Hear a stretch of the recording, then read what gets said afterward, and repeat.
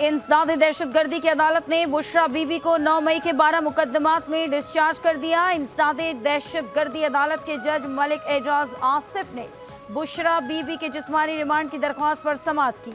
वकला सफाई की जानिब से जिस्मानी रिमांड की दरख्वास्त पर दलाइल दिए गए।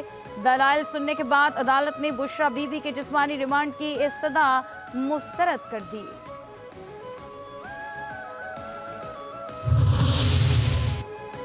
कराची में एक कारसाज ट्रैफिक हादसे में जाँ बहक बाप बेटी की नमाज़े जनाजा अदा।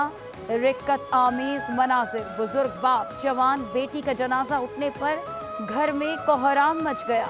हर आंख अश्कबार। नमाज़े जनाजा में अजीज़ व अकारब इलाका मकीनों की शिरकत। तदफीन मकामी कब्रिस्तान में होगी। जायदाद के हुसूल की कोशिश में खून सफेद हो गया। कराची के इलाके पुरानी सब्जी मंडी में नाखल्फ बेटे ने मां के सामने बाप को फायरिंग करके कत्ल कर दिया। पुलिस के मुताबिक कातिल बेटा नशे का आदी है। बाप और बेटे के दरमियान जायदाद का तनाज़ा चल रहा था। मुलजिम शौकत अली बाप को कत्ल करके फरार हो गया।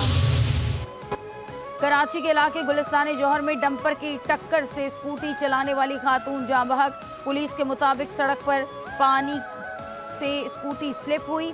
अकब से आने वाले डंपर ने खातून को कुचल दिया। ड्राइवर फरार हो गया। पुलिस ने डंपर तहवील में ले लिया। और पाकिस्तान का शाहीन 2 बैलिस्टिक मिसाइल का कामयाब तजर्बा। ISPR के मुताबिक जमीन से जमीन तक मार करने वाले शाहीन 2 बैलिस्टिक मिसाइल का तकनीकी जायजा लिया गया। स्ट्रेटेजिक प्लान डिवीजन के सीनियर अफसरान इंजीनियर्स ने तजर्बे का मुशाहिदा किया। DGSPD ने कामयाब तजर्बे पर साइंसदानों इंजीनियर्स की कारकर्दगी को सराहा। सदर वजीर आजम और अस्करी क़यादत की कामयाब तजर्बे पर मुबारकबाद।